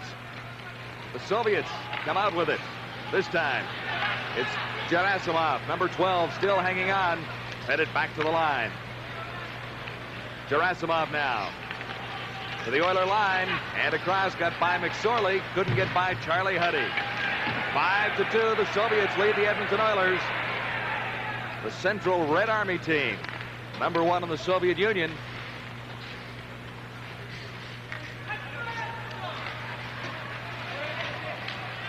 Kevin Lowe tried to slide it through for Simonin. It didn't work. Soviets quickly to the attack once more. Falling as he crossed the line. Bykov. Here comes Curry. He's got Gretzky. Takes the shot. Malinkov, the save. Vogelin can't keep it in as the Soviets gulp it all the way down. And icing should be called as Kevin Lowe touches the puck with 6 minutes and 30 seconds to play, third period.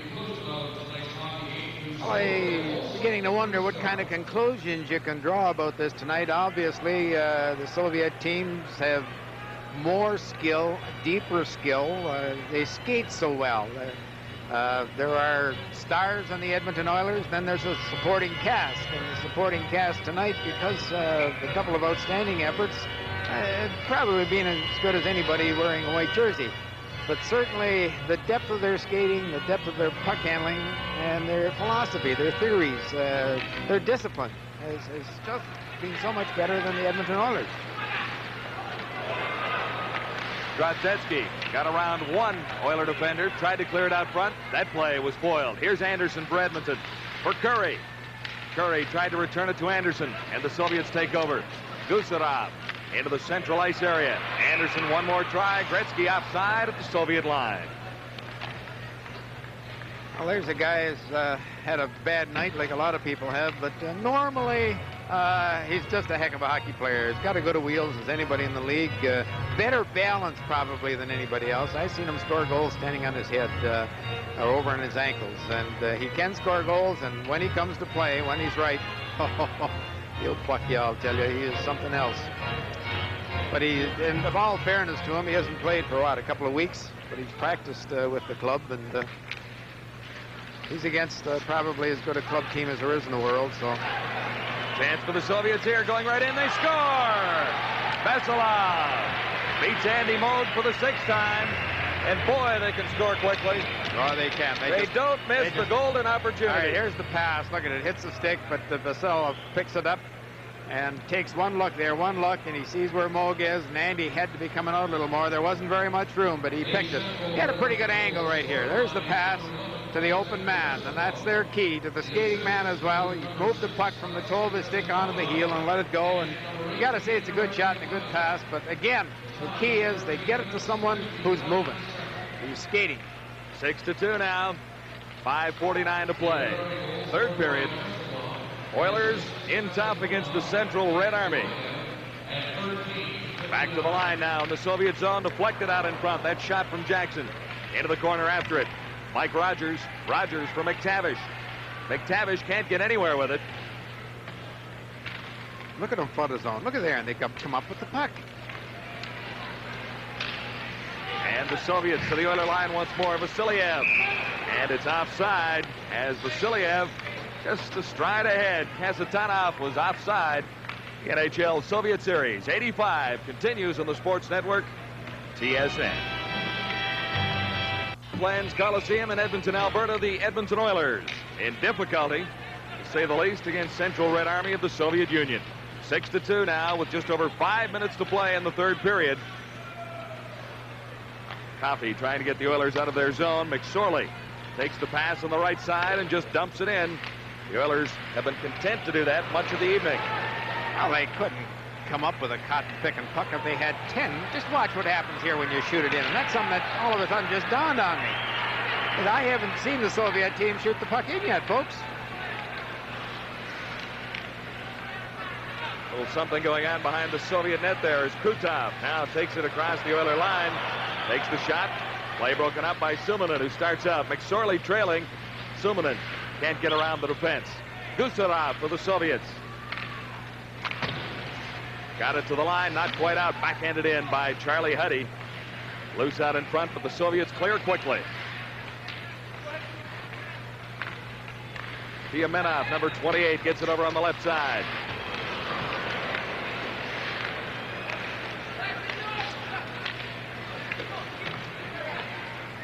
At the Oiler line and across. Gusarov finally lost it. Kevin Lowe claimed it. This is Curry. He's got Gretzky out there. The pass just failed to materialize as far as the Oilers were concerned. And part of the story tonight, Howie, the Oiler passing game has just been off a little bit, hasn't it? That's right. There's absolutely no doubt about that at all. I've not seen the Oilers handle the puck. There's Gretzky out in front, tried the backhand. Anderson picked up the rebound. 6-3, but there's a long way to come back for the Edmonton Oilers. Gretzky, that patented move out in front. Anderson had the rebound and beat Malinkov. Well, Malinkov will make a great save here in Gretzky, but he's down again. And now look at Anderson. Anderson cuts across. He has one skate on the ice, does a pivot. Now Gretzky hangs on, comes out in front. There's the backhand, and Malinkov makes the save. Anderson outfought his check, picked up the puck, and Mike, I've seen him do so many times in this building and all over the league. Do a fancy spinorama or on one skate and put the puck in the net. Because, as I said often, very often tonight, his balance on skates is amazing. 6-3 now. 3:35 to play. But his effort tonight, his physical effort and his skill effort hasn't been close to his normal performance. Oilers moving in with a little more enthusiasm now. McTavish has difficulties behind the net. Napier can't get to it. And here come the Soviets once more. A long pass on the right side. Gerasimov.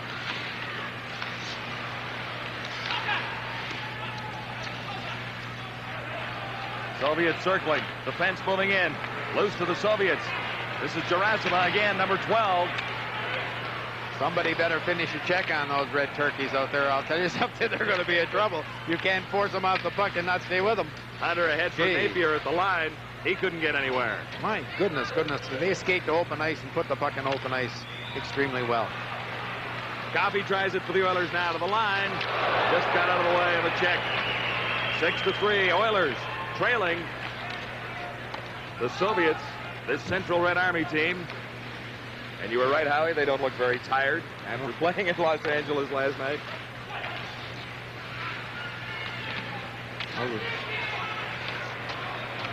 Drozdetsky left it there for Shepelev, 27. Soviets clear it to the line. It goes all the way down.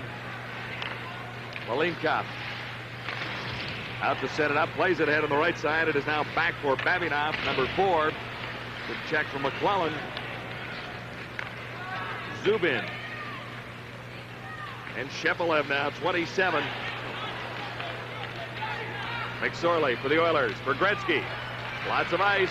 Gretzky around one man, Starikov. Over for Suminen on the left wing, and that play didn't quite click for Gretzky or Suminen. Here's Kevin Lowe. Lowe tried to feed it through for Curry. That not quite. Vogelin banking it off the boards for Gretzky. Gretzky trying to feed it through for Anderson. Soviets right back. Vasiliev, number 23, checked at the Edmonton line by Curry. Now 1:17 to play, third period. Vasiliev couldn't take the pass, but Gamayev carried it in. Gamayev paid the price. Jackson took him out solidly into the boards.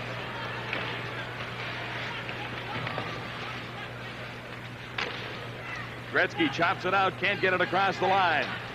Trickles across. Vasilov, number 11. Soviets back to the Oiler line and working in the shot. Moog the save. That time on Gamayev, number 18. Here's Gretzky.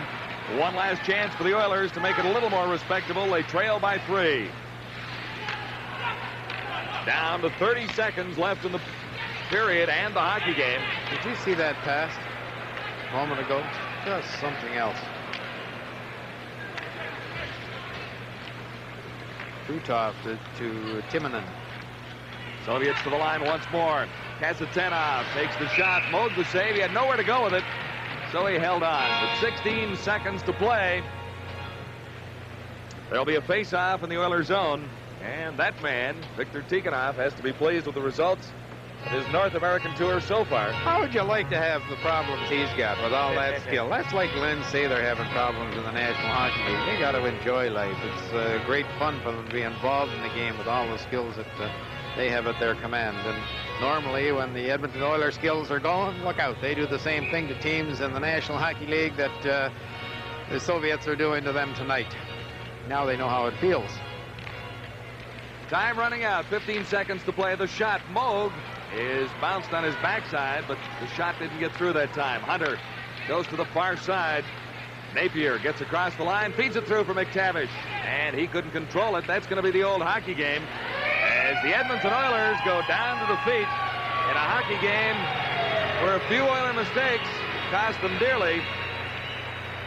Malinkov, Sergei Malinkov, has won twice in a row in North America, over Los Angeles last night and over the defending Stanley Cup champions this evening, both by 3-goal margins.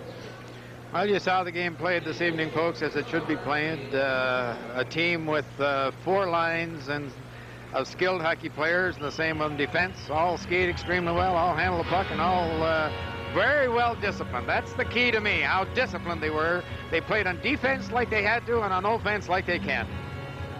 Central Red Army coming up with a 6-3 victory over the Edmonton Oilers. The Oilers a little off their game tonight, to say the least. Without Andy Moog, it might have been much worse. The Oilers may point to a few injuries to say they are not the hockey team that they will be a couple of weeks from now when the likes of Mark Messier get back. But there were a lot of errors out there as far as the Oilers were concerned, and you see the salute from Central Red Army as they walk away for their second victory on the North American tour. Sergei Malinkov has his second win in North America. The Oilers outshot 32-24. The NHL Soviet Series 85 on the Sports Network. We'll be back for a recap after this.